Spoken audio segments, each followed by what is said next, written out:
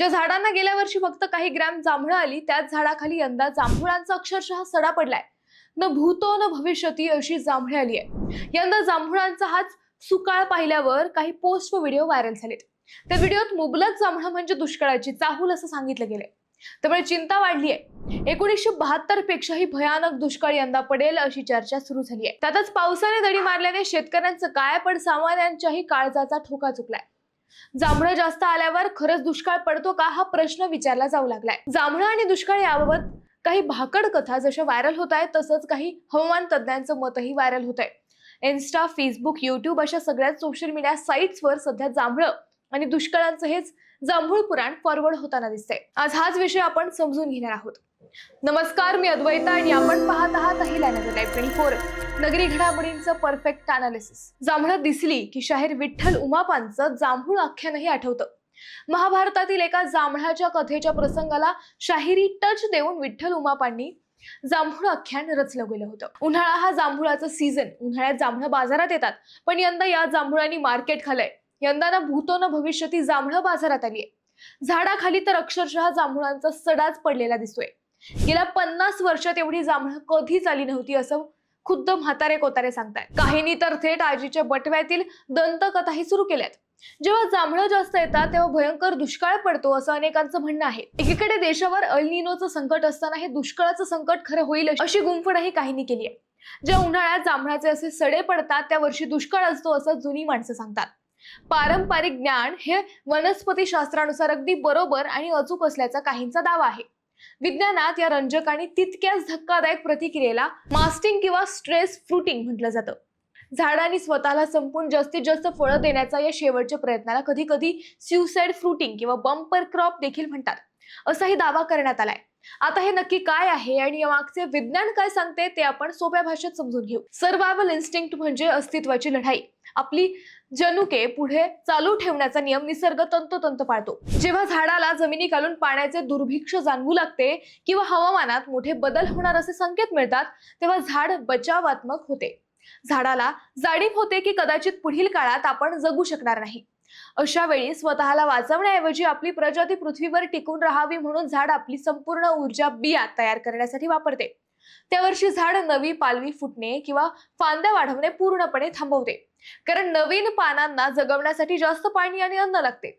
झाड ती ऊर्जा वाचवून फक्त आणि फक्त जांभळांचे उत्पादन वाढवण्यावर केंद्रित करते. त्यामुळेच मागच्या वर्षी ज्या झाडांना तुरळक फळे होती, ती झाडे ही यंदा फळांनी बहरून गेली आहेत. जांभळांचे मूळ हे सोट मूळ प्रकारातील असते. ते जमिनीच्या अगदी खोल थरापर्यंत जाते. जेव्हा भूगर्भातील पाण्याची पातळी कमालीची खालावते तेव्हाच या मुळांना ताण जाणवतो. हा पाण्याचा ताण म्हणजेच येणाऱ्या दुष्काळाचे किंवा कडक उन्हाळ्याचे संकेत असतात, असाही काही व्हायरल पोस्ट मध्ये सांगितलं गेलंय.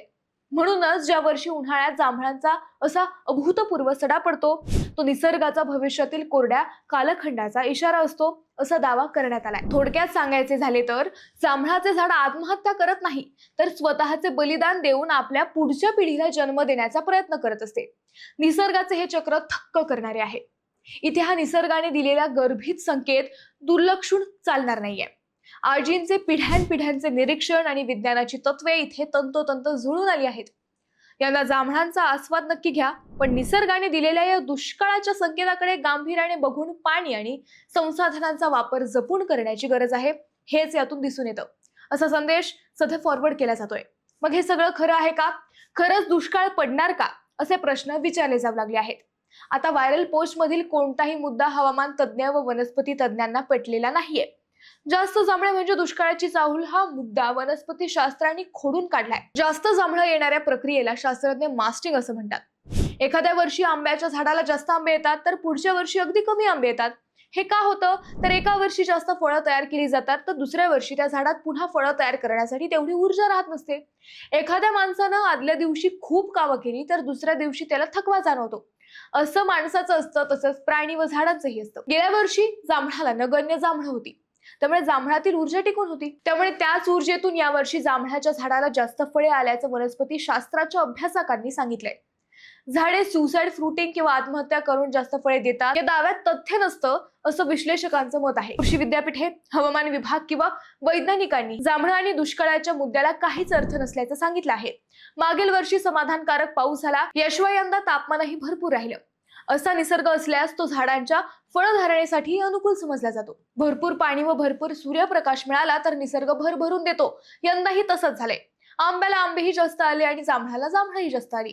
खोळंबलेल्या पावसाबाबत बोलायचं झाल्यास यंदा अल निनोमुळे मान्सून लांबलाय. स्कायमेट आणि IMDच्या अंदाजानुसार यंदा महाराष्ट्रात, विशेषतः मध्य भारत आणि पश्चिम घाटात मुख्य मान्सून हंगामात सरासरीपेक्षा कमी पाऊस राहण्याची दाट शक्यता आहे. प्रशांत महासागरातील अल निनो स्थितीमुळे जून महिन्यात मान्सून कमकुवत राहील. जून महिन्याचे पहिले 2 आठवडे कोरडे गेले, परंतु पुढच्या जुलै ऑगस्ट मध्ये मध्यम आणि सप्टेंबर मध्ये अधिक तीव्र पावसाची शक्यता सांगितली गेली आहे.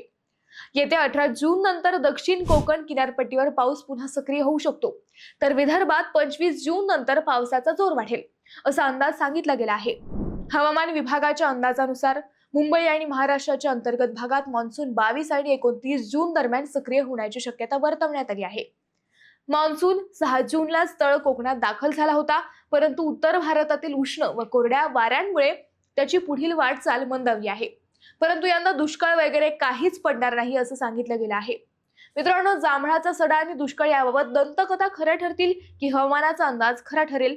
तुम्हाला काय वाटतं हे आम्हाला कमेंट करून नक्की कळवा. शिवाय व्हिडिओ आवडला असेल तर चॅनलला सबस्क्राईब करून व्हिडिओला लाईक करायला विसरू नका. पुन्हा भेटू नव्या विषयावर. तोपर्यंत धन्यवाद.